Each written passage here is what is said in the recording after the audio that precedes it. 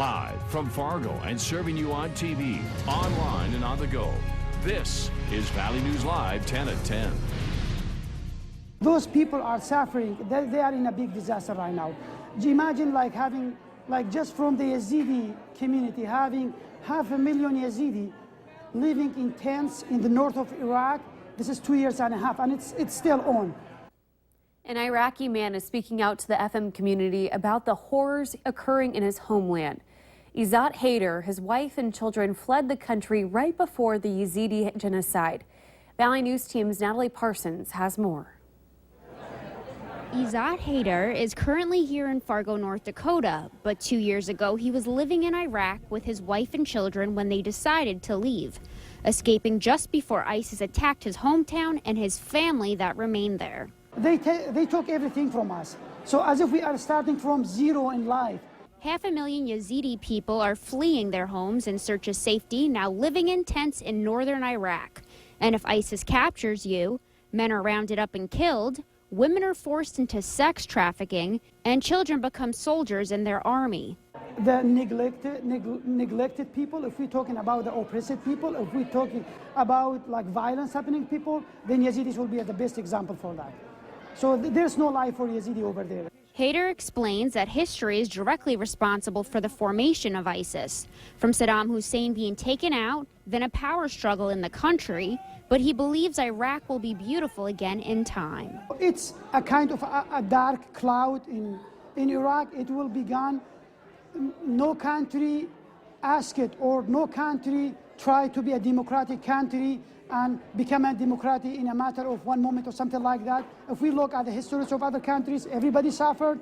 Peter Schott, the organizer of the International Potluck Series, hopes that by Yazidi Haider speaking to the Fargo-Moorhead community, there will be a new understanding of what is happening on the other side of the world. It really brings the humanity into these other cultures. You hear people talking about Syrian immigrants or Muslims or different groups, and you tend to dehumanize them when you don't have that personal connection. If you are not from Iraq, especially if you are from the West, the first thing is coming to the person's mind is terrorist, blowing up, stuff like that. No, there are some places in Iraq, it's like a paradise. Getting past the dark cloud that is Iraq today and having hope for a brighter and better future. Natalie Parsons, Valley News Live. If you're interested in hearing more of Yazidi Haider's story or see him speak, head over to valleynewslive.com. The man accused of shooting and killing a 32-year-old Innerland man in February will go on trial in March of 2017. 29-year-old Paul Miller is pleading not guilty. He faces 2 felony charges, 1 count of murder for the death of Billie Holiday and reckless endangerment for discharging a firearm near a young child. Ransom County State's Attorney Fallon Kelly tells Valley News Live that one of the phases of the trial will involve Miller's plea of not guilty by reason of insanity. According to court documents, Miller admitted to multiple family members that he was responsible for the shooting of Holiday and he turned himself in. Authorities say they recovered the gun and car used in the murder. More questions are being raised as the city of Fargo continues looking into the refugee resettlement program. Today, the City Commission tasked the Human Rights Commission to now compile the data. It's a group presided over in part by the CEO of Disney, who fired 250 employees in 2014 after their trained replacements, immigrants on temporary visas. The commission also added Fargo to the Welcoming Cities and Counties initiative. The issue of resettlement will once again come before the City Commission as it's on the agenda for Monday's meeting. A bit of a test today for another piece of the flood protection puzzle in Fargo. Construction crews were testing out the removable flood walls on Elm Street near the El Zagel Golf Course. These flood walls, along with the modifications and diking at the golf course, are aimed at eliminating the temporary sandbag and dirt dikes that have become routine in this part of town when the Red River overflows its banks. Now they're being used in Moorhead as well as 6 locations in Fargo. The mayors of Fargo and Moorhead say they are confident the money to build a huge flood protection project for the FM metro area is going to be there. Mayors Tim Mahoney and Delray Williams are back from our nation's capital. They headed a delegation there this week to meet with, among others, top officials from the Corps of Engineers and the Office of Management and Budget. The mayors say the idea was to demonstrate on a united front The diversion is the answer for the permanent flood protection for the metro area, despite its controversial nature. Any project this size, people are impacted, and as mayors, we really want to minimize impact on everybody as much as possible and give them a fair opportunity or a fair resolution of some of those issues. Fargo City Commissioner Dave Pepcorn, Diversion Authority Chairman Daryl Vanyo, and representatives of the business community also took part in that trip. North Dakotans will decide if the state should legalize medical marijuana on November 8th. Measure 5 is known as the North Dakota Compassionate Care Act. If approved, people suffering from PTSD, cancer, and more illnesses would be eligible to receive 3 ounces of cannabis with doctor's consent. The measure would be overseen by the North Dakota Department of Health. The department can't oppose or support measures, but says this would cost $8.7 million for the first 2 years. Proponents for the measure say they think the figures are a bit overdone. I say $4 million is too much money. I just can't figure out where they came up with that figure.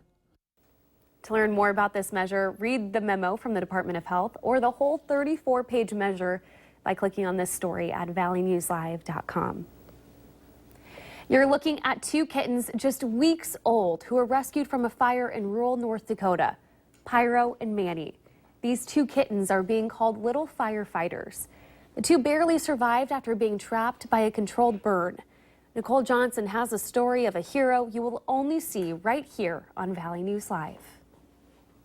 There's nothing subtle about Pyro. You might not even be able to take your eyes off her. When I first saw her, I didn't think that she would make it. Pyro and her brother Manny went unnoticed after being born in an unusual place. I don't feel that this was intentional. I think, unfortunately, they were just in the wrong place at the wrong time. The 2 were inside this burn pile near Grandin. A couple weeks after they were born, it was set on fire, trapping them inside. About 8 to 10 feet tall, I would say. The picture, taken by photographer Carlos Pacheco, he stopped to capture the fire. I walked over to get some different angles, and I heard a cat meowing, and I kind of looked around and I didn't see anything, so I took a few steps back over where I was, and it turns out the cat sort of just blended in with the trees. Pyro was actually inside, and Manny was nearby, breathing in too much smoke. It was too hot for me to actually even really get close to it, which is why I was surprised that the cat was even in it, because I had to shield myself with my jacket to even attempt to try to grab her. Pacheco used a stick to pull out Pyro and scooped up Manny, putting them in this box and taking them to Cat's Cradle to get emergency care. His temperature didn't even register on the thermometer, and hers was low. Wow. Hers was low too, so. So this is best case scenario? Absolutely. To see him like this, I wouldn't have anticipated that from when I first saw him. It's a survival story. 2 kittens at the wrong place at the wrong time, who thankfully are going to be okay, thanks to a photographer whose heart is in the right place. Nicole Johnson, Valley News Live. Pacheco says he's considering adopting Pyro and Manny, hoping wherever they go, they will end up together. Cat's Cradle wants to remind people to spay and neuter your pets because shelters are overflowing with animals. Also, some local organizations will give discounts for farmers who find stray cats. We have information on that and how to donate to Cat's Cradle on our website at valleynewslive.com.